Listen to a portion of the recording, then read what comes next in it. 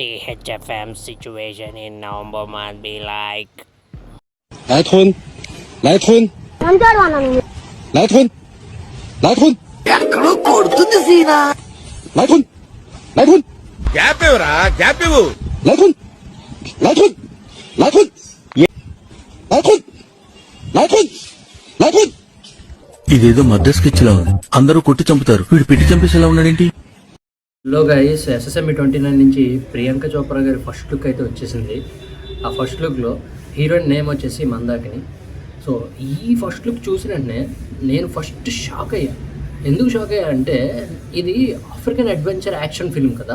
So నేను ఎలా expect చేశానంటే ఫస్ట్ లుక్ జీన్ ప్యాంట్ వేసుకుని పోనీ టైలు మంచి స్టైలిష్ గన్స్ తోటి ఉంటుంది అని ఎక్స్పెక్ట్ చేశా. బట్ రాజమౌళి గురించి తెలిసిందే కదా, మొత్తం మన అంచనాలన్నింటినీ బ్రేక్ చేసి ఇదిరా అని ప్రూవ్ చేస్తాడు. సో ఆ పోస్టర్ చూసిన వెంటనే ఆ ఎల్లో శారీ తోటి ఆ గన్ పట్టుకుని చూస్తే లిటరల్గా షాక్ అయ్యాను. నేను అసలు ఎక్స్పెక్ట్ చేయలేదు ఇలా ఉంటుంది ఫస్ట్ లుక్ ప్రియాంక చోప్రాది అని. ఇంకా క్యారెక్టర్ నేమ్ కూడా చాలా బాగుంది, యూనిక్గా ఉంది, మందాకిని అనే టైటిల్.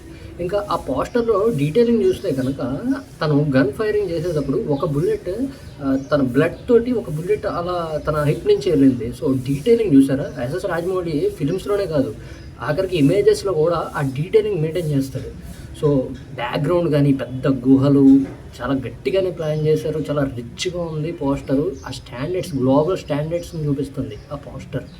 ఇంకా లుక్ వైజ్గా కూడా చాలా ఇంట్రెస్టింగ్గా ఉంది. అంటే ట్వీట్లో కూడా రాజమౌళి గారు ఏం మెన్షన్ చేశారు అంటే welcome to Priyanka Chopra, global రేంజ్కి తీసుకెళ్ళావు నువ్వు ఇండియన్ ఫిలింని అని. ఇంకా ఇందులో చాలా షేడ్స్ ఉన్నాయి ఈ మందాకిని క్యారెక్టర్లో, చూడడానికి రెడీగా పెట్టారు. సో అంటే చాలా నెంబర్ ఆఫ్ షేడ్స్ ఉన్నాయన్నమాట మందాకిని క్యారెక్టర్లో అని ఆయన ముందుగానే మనకి ఇంటిమేట్ చేశారు. బట్ లుక్ అయితే అసలు ఎక్స్పెక్ట్ చేయలేదు అలా ఉంటుందని. ఇండియన్ ట్రెడిషన్ తోటి ఒక sari with gun, deadly combination కదా. నాకైతే అలాగే అనిపించింది, బాగా అనిపించింది అన్నమాట లిటరల్గా.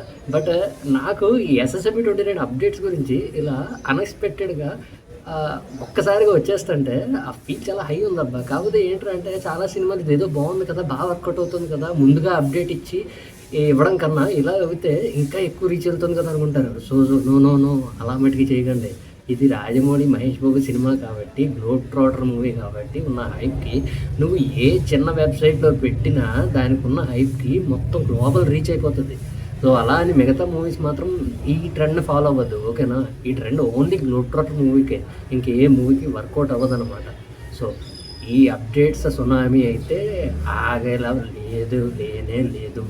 సో మందాకిని అయితే వచ్చేసింది. So that's it guys, that's my reaction.